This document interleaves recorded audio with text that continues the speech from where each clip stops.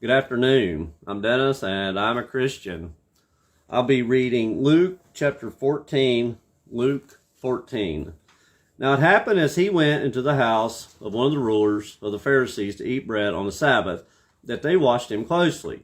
And behold, there was a certain man before him who had dropsy.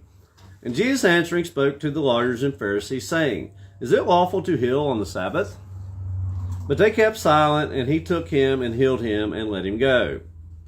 And he answered them, saying, Which of you, having a donkey or an ox that has fallen into a pit, will not immediately pull him out on the Sabbath day?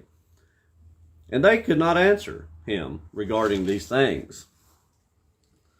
So he told a parable to those who were invited, when he noted how they chose the best places, saying to them, When you are invited by anyone to a wedding feast, do not sit down at the best place, lest one more honorable than you be invited by him. And he who invited you and him come and say to you, Give peace to this man. And then you begin with shame to take the lowest place. But when you are invited, go and sit down in the lowest place, so that when he who invited you comes, he may say to you, Friend, go up higher. Then you will have glory in the presence of those who sit at the table with you. For whoever exalts himself, will be humbled, and he who humbles himself will be exalted. Then he also said to him who invited him, When you give a dinner or a supper, do not ask your friends or your brothers, your relatives, nor rich neighbors, lest they also invite you back, and you be repaid. But when you give a feast, invite the poor, the maimed, the lame, the blind, and you will be blessed, because they cannot repay you, for you shall be repaid at the resurrection of the just. Now when one of those who sat at the table with him heard these things, he said to him, Blessed is he who shall eat bread in the kingdom of God. Then he said to him, A certain man gave a great supper and invited many, and sent his servant at supper time to say to those who were invited, Come, for all things are now ready.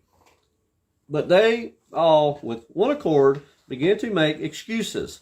The first said to him, I have bought a piece of ground, and I must go and see it. I ask you to have me excused. And another said, I have bought 5 yoke of oxen, and I'm going to test them. I ask you to have me excused. Still another said, I have married a wife, and therefore I cannot come. So that servant came and reported these things to his master. Then the master of the house, being angry, said to his servant, Go out quickly into the streets and lanes of the city, and bring in here the poor, and the maimed, and the lame, and the blind. And the servant said, Master, it is done as you commanded, and still there's room.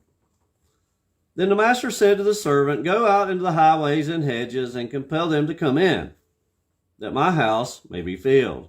For I say to you that none of these men who were invited shall taste my supper.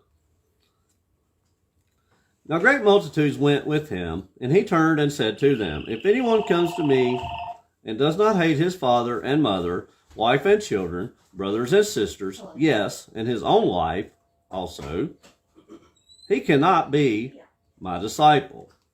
And whoever does not bear his cross and come after me cannot be my disciple. For which of you intending to build a tower does not sit down first and count the cost, whether he has enough to finish it? Lest after he has laid the foundation, and it is not able to finish, all who see it begin to mock him, saying, This man began to build and was not able to finish.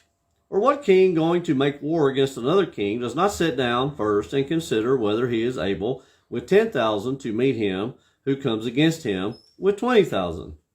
Or else, while the other is still great way off, he sends a delegation and asks conditions of peace. So likewise, whoever of you does not forsake all that he has cannot be my disciple. Salt is good, but if the salt has lost its flavor, how shall it be seasoned? It is neither fit for the land nor for the dunghill, but men throw it out. He who has ears to hear, let him hear. That was Luke 14, reading from the New King James Version.